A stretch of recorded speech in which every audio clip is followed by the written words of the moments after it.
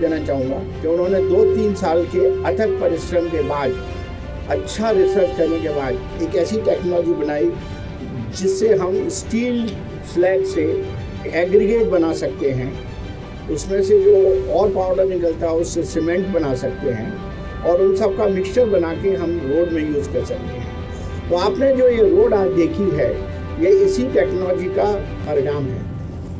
इसमें सबसे ज़्यादा जो रोल प्ले करना है वो है स्टील इंडस्ट्री को।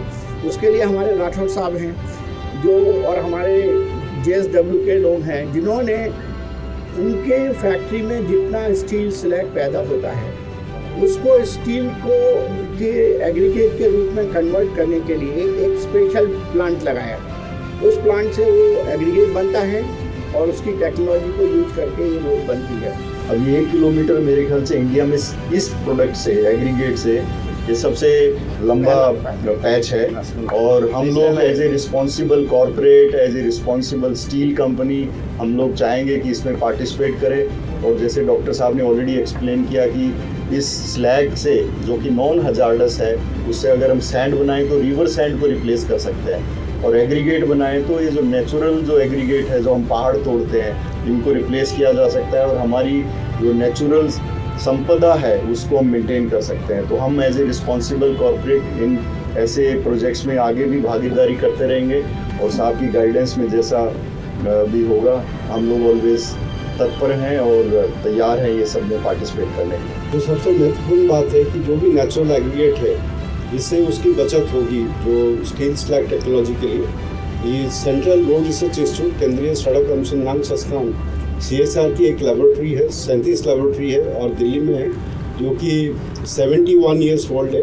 और ऑनरेबल प्राइम मिनिस्टर की मैंडेट है वेस्ट टू वेल्थ, जिसमें तरह तरह की जो इंडस्ट्रियल वेस्ट है उसको कैसे रोड सेक्टर में यूज़ करेंगे उसके ऊपर हम लोग काम करते हैं। आशा करते हैं कि इस तरह की जो इंडस्ट्रियल वेस्ट और स्टील स्लैग को यूज़ करके ज़्यादा से ज़्यादा सड़क हमारे देश में बने। 1 किलोमीटर का टेस्ट सेक्शन हमने सीमेंट कंक्रीट पेमेंट और बिटुमिनस पेमेंट का यहाँ NH66 मुंबई गोवा रोड पे CSIR CRRI के कोलैबोरेशन में बनाया है। जो भी एग्रीगेट यूज़ हो रहा है वो सारा का सारा स्टील स्लैग से यूज़ हो रहा है। दूसरा, इसमें जो सीमेंट यूज़ हो रही है वो भी स्लैग सीमेंट यूज़ हो रही है।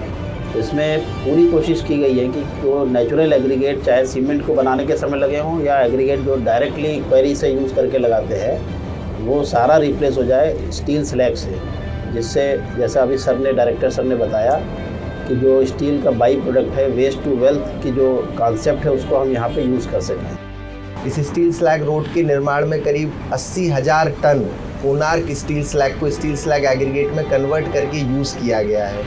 इस सेक्शन के निर्माण में किसी तरीके की नेचुरल एग्रीगेट यूज़ नहीं की गई है। कोई भी जब रोड का निर्माण होता है तो उसमें 95% वॉल्यूम उस रोड में एग्रीगेट का होता है, जिसे हम कॉमन भाषा में गिट्टी कहते हैं।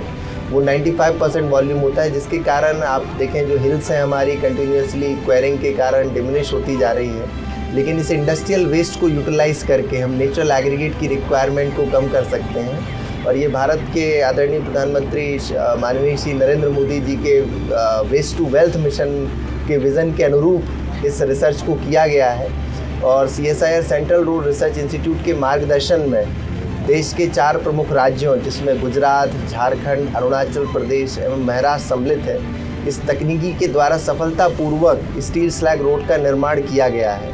तो अब हमारा ये विचार है कि देश में जितने भी स्टील प्लांट हैं यहाँ पे एक एग्रीगेट बनाने की सुविधा भी की जाए और जितना ज़्यादा हम लोग इसका इस्तेमाल रोड बनाने में यूज़ करें उतना अच्छा होगा।